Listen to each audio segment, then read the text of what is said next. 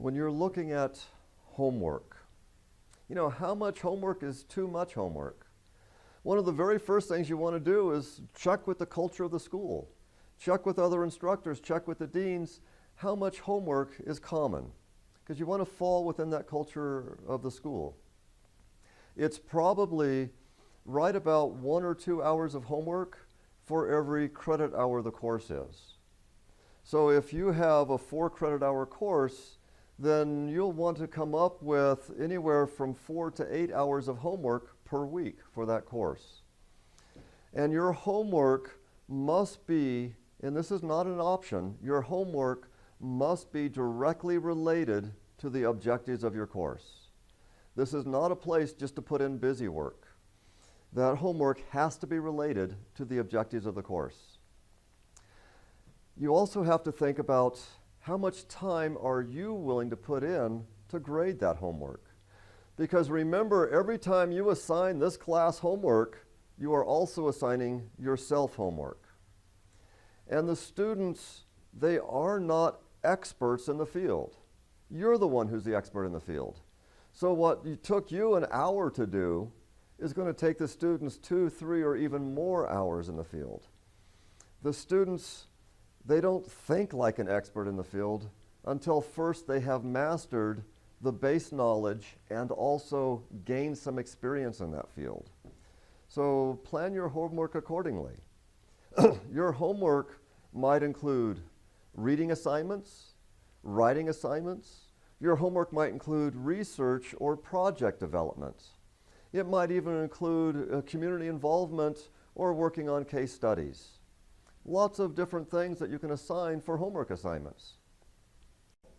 I talked about this subject in an earlier lecture, but I want to go back to it now because it's so important, and that is your grading.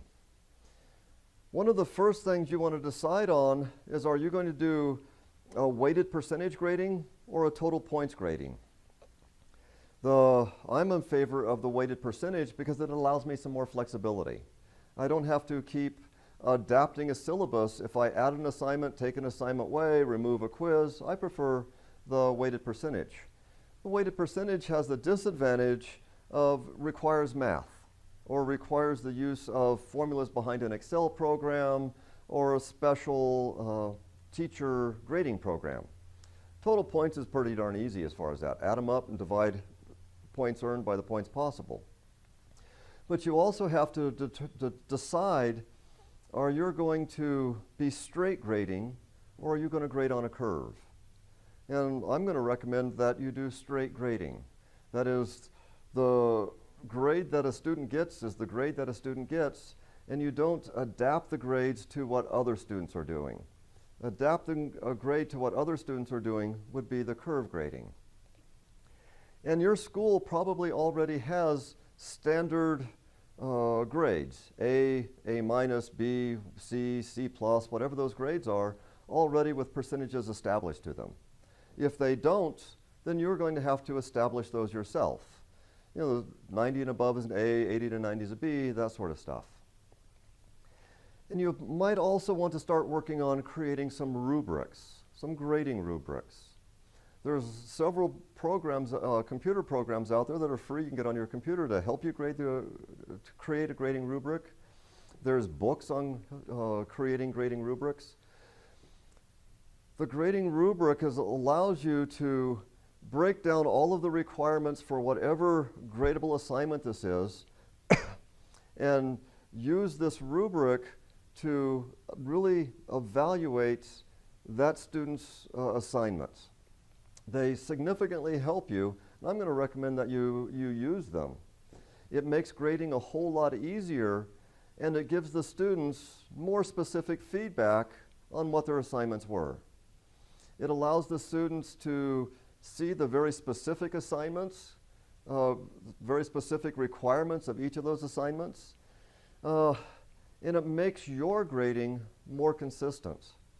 If you have a whole stack of papers to grade, we have a very strong tendency to be more strict on those first papers we grade. But as we start grading these papers, we get tired, we get frustrated, we've seen so many of the same subjects over and over again, we become easier and easier and easier.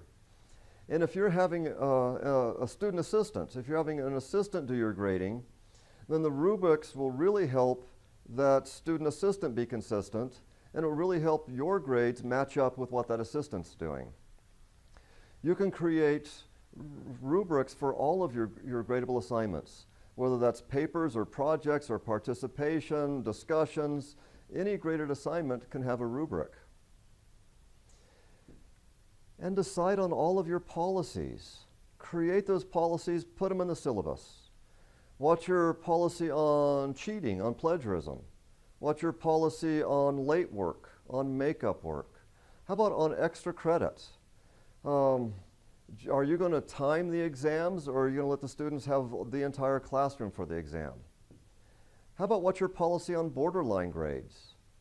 A borderline grade is that grade that's just so close to the next grade up. For example, if somebody needs 90% in order to get an A, but they end up with a grade of 89.99, that's a borderline grade. Are you willing just to round that grade up? And you also want to think about special considerations. What are you going to do if you have a student that has vision or hearing problems? So put something in your syllabus that if you have special needs, if you have special requirements, to come and see me so we can work something out. Instructors would much rather see students succeed than students fail. And let your students know that you want them to succeed. Let them know that you will do whatever is necessary within your power in keeping your academic integrity, that I will help you succeed. I will work with you individually as necessary. I will get you a tutor. I'll help you find a tutor. Whatever it is, I will help you succeed. If you need me to go back and re-lecture over something, I'm going to go back and re-lecture over something. Always tell the students about those evaluations. Don't surprise the students with an exam.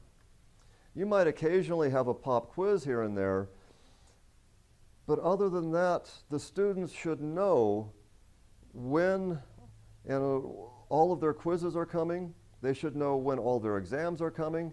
The students should know about all of their graded material. All of those assignments that they turn in that you're going to grade, the students should know about them and know about them in advance. Your evaluation activities should establish benchmarks for the students. That is, as the students are taking quizzes or getting their homework back, they should be able to self-evaluate how they're doing. You want the students to be able to see progress and improvements in either their grade or their knowledge. And never, ever, ever change a grade. Never change a grade. Now, if you made an honest mistake, you accidentally put in a B and you meant to put in an A, if you made this honest mistake, own up to it, admit it, fix it, and move on. But never change a person's grade. They come to you with a humongous old sob story, never change the grade. This will get around.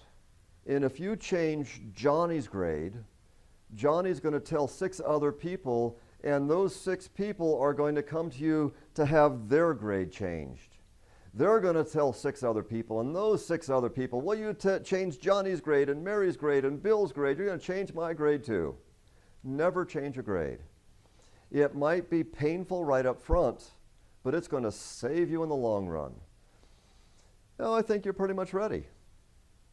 Got your syllabus, got your handouts, got your lecture notes, you're all prepared with your AV material. You've done good thinking on your assessments and evaluations. You've created your quizzes. You're all ready. So I just want to say good luck.